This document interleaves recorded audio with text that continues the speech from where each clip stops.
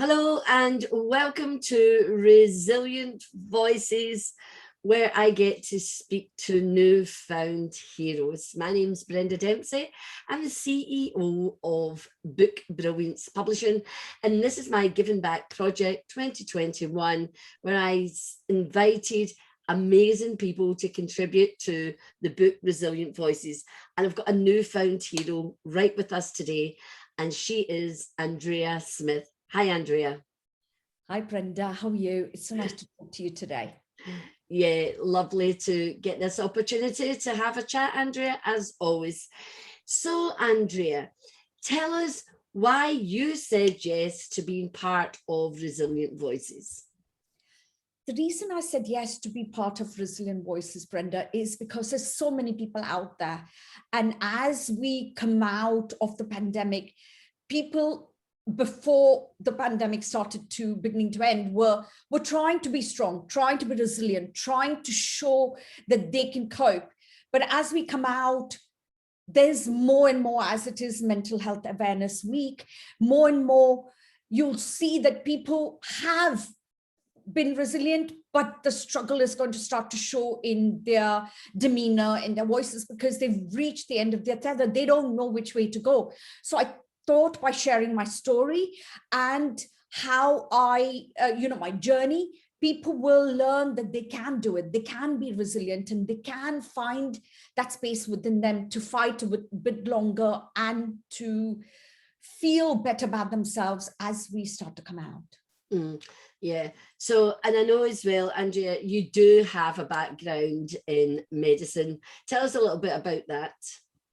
So I used to be a registered nurse, and as working as a registered nurse, a lot of people out there would come to the hospital with physical conditions, like, some heart conditions, some respiratory conditions, but also underlying, they were taking antidepressants. Now, I don't really have a problem, Brenda, with people taking antidepressants.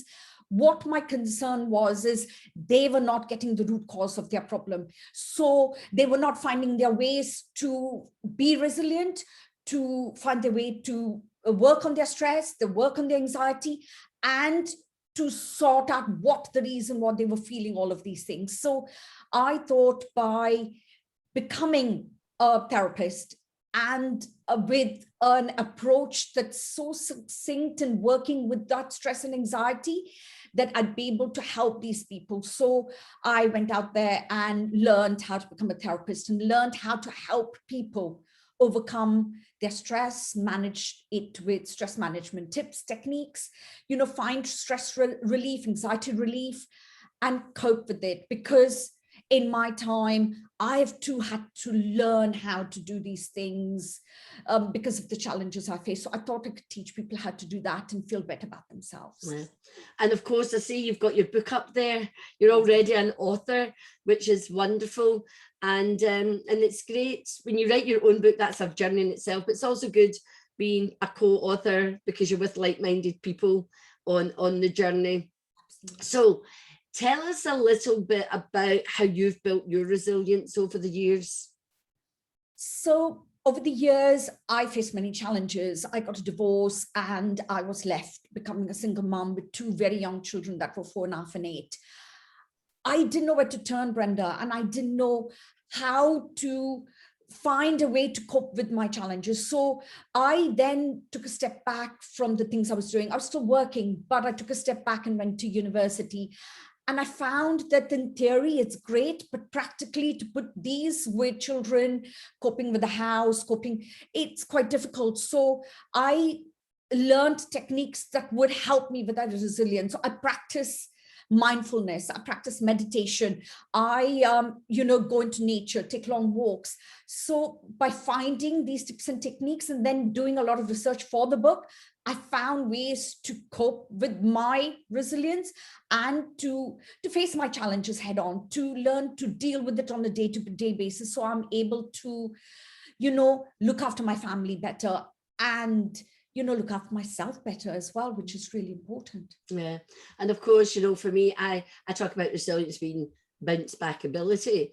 And it's like a muscle. The more you bounce back and get back up again, the easier it becomes as well.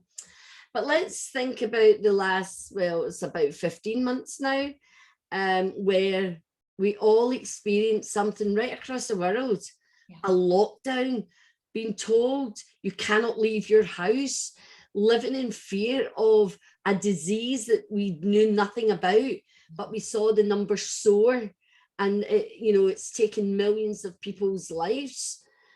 So how were you able to take what you knew in the experience and use that to rise out of the challenge of COVID-19 and the pandemic of 2020? Well, it was immediately after my birthday, Brenda, last in 2020, that we suddenly went into a big lockdown. My kids moved back in, and it was really tough. But I thought, Brenda, I would take some time out. So we were in lockdown for about 4 or 5 months. So I decided, you know what? I'm not going to fight the lockdown. I'm not going to fight these challenges. I just took some time out. And that's when I worked with Brilliance Publishing to write my book. But doing research for my book really helped, because, Brenda, I was able to go within and to find all what I had learned in the past, all what I knew, and put it all together. And that's the way I coped, because I was busy by looking after my family, cooking, cleaning. I decided to take up growing vegetables. Don't laugh. Yeah. Some parts were successful, some parts weren't.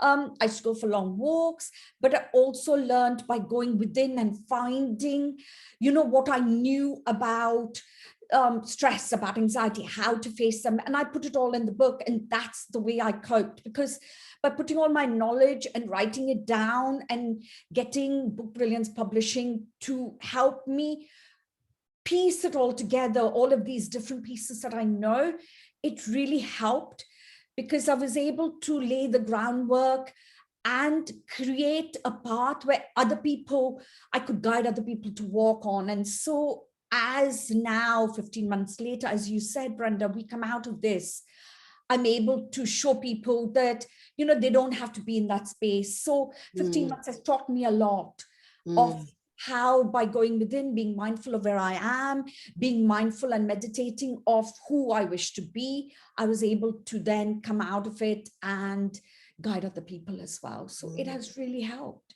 Yeah, and I've heard a saying, the way to stop yourself from getting depressed or whatever is help other people, because when you're helping other people, you're taking your mind off your own worries, and actually you do find solutions when you help other people, as you know.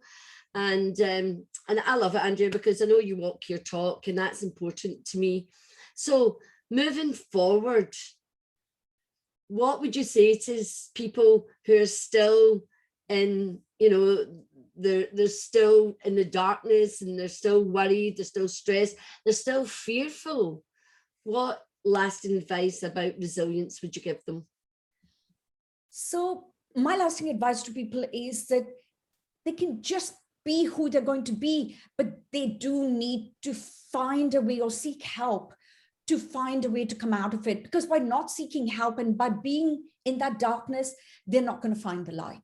I know that therapy can be expensive, but they can find a way to talk or to get some support with, some charities, or, with Mind, or even go to their GP. But they need to find their way out, because by not living the best they can be, they're not going to be able to find their way out of this darkness that they find themselves in these challenging times. So they need to learn how to be resilient, to feel resilient. And they can even contact me, and I have a workbook that's out, and my offer today is that I can offer them a workbook if they just get in touch with me, so they can learn how to feel resilient, be resilient. The Fear Less, Live More workbook is a great little snippet of the book that I've written to help them come out of these challenges. So I'd like people to learn how to feel better about themselves and live the life they're meant to be. And that's very generous, Andrea. So thank you very much for that. And of course, I'm just going to say, buy your book. It's an inexpensive way to begin therapy. And of course, she does give you a free workbook that's absolutely brilliant, that will help you along the way. And of course, as Andrea says, talk to someone and get out into the fresh air. Andrea, thank you very much for saying yes to being one of the newfound heroes in Resilient Voices. And I can't wait to celebrate with you when it comes out on the 5th of July. And of course, all the proceeds are going to the NHS in gratitude. So from my heart to yours, I'm deeply grateful for you saying yes. Thank you, Andrea. Thank you so much, Brenda. It's really nice to chat with you, and it's really nice to be a part of Resilient Voices and Book Brilliance Publishing. Thank you. Thank you.